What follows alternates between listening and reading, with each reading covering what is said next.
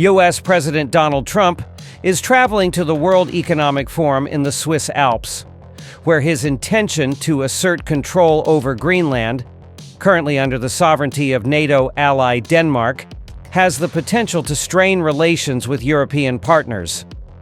This development may also detract from his initial objective of utilizing his participation in the Summit of Global Leaders to focus on domestic affordability challenges. Trump is arriving at the International Forum in Davos, following his announcement of potential tariffs on Denmark and 7 other allied nations, contingent upon their willingness to negotiate the transfer of the semi-autonomous territory. European leaders, however, have signaled their reluctance to give in to this demand. Trump announced that tariffs would commence at 10% next month and escalate to 25% by June.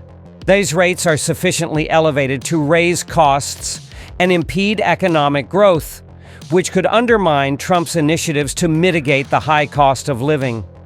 Amid an atypical period characterized by challenges to the United States' relationships with long-standing allies, the outcomes of Trump's 2-day visit to Switzerland remain uncertain. Here's all you need to know.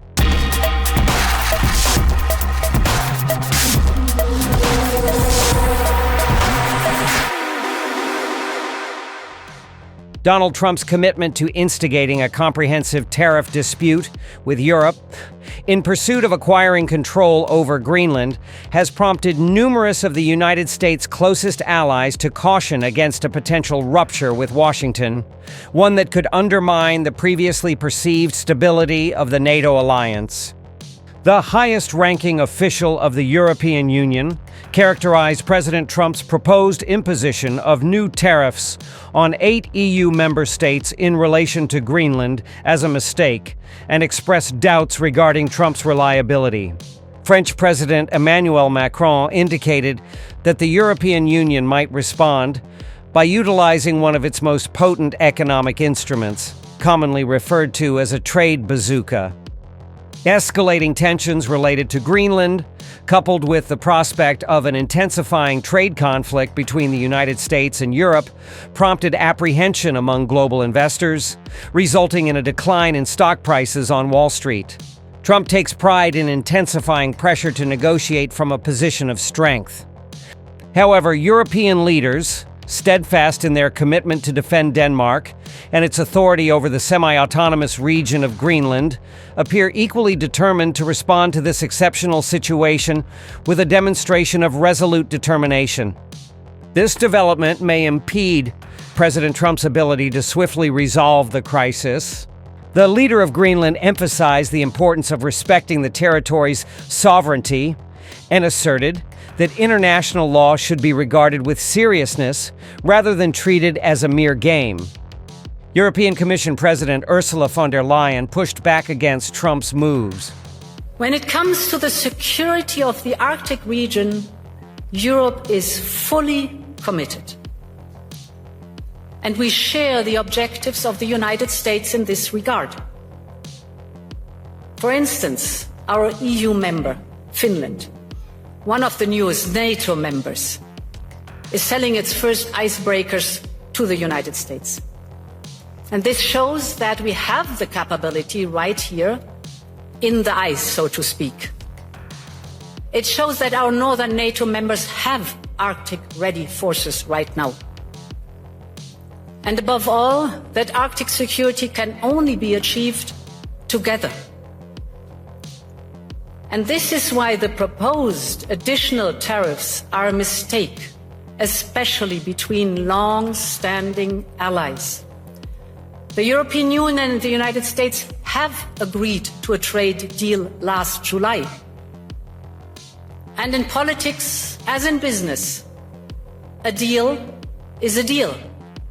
And when friends shake hands, it must mean something. Ladies and gentlemen, we consider the people of the United States not just our allies, but our friends. And plunging us into a downward spiral would only aid the very adversaries we are both so committed to keeping out of the strategic landscape. Adopting a more resolute position represented a departure from the strategy employed by numerous European leaders since Trump's return to office. This strategy primarily involved expressing favorable remarks about the president to maintain his goodwill, while simultaneously engaging intensively through alternative channels to seek compromise. Trump has asserted that the United States requires control over Greenland to counter potential threats posed by China and Russia.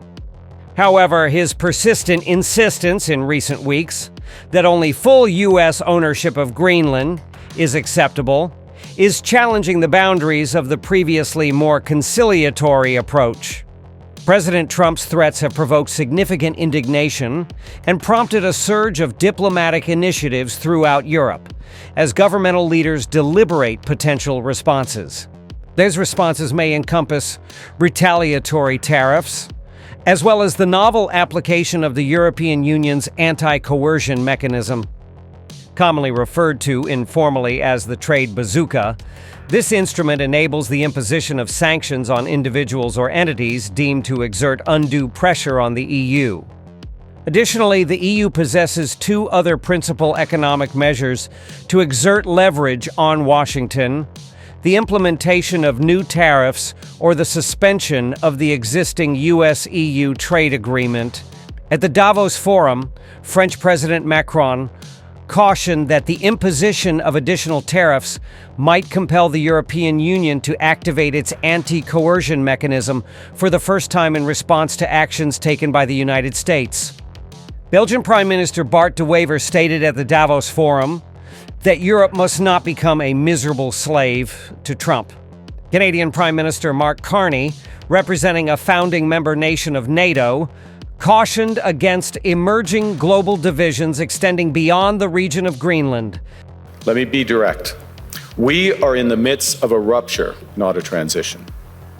Over the past 2 decades, a series of crises in finance, health, energy, and geopolitics have laid bare the risks of extreme global integration. But more recently, great powers have begun using economic integration as weapons.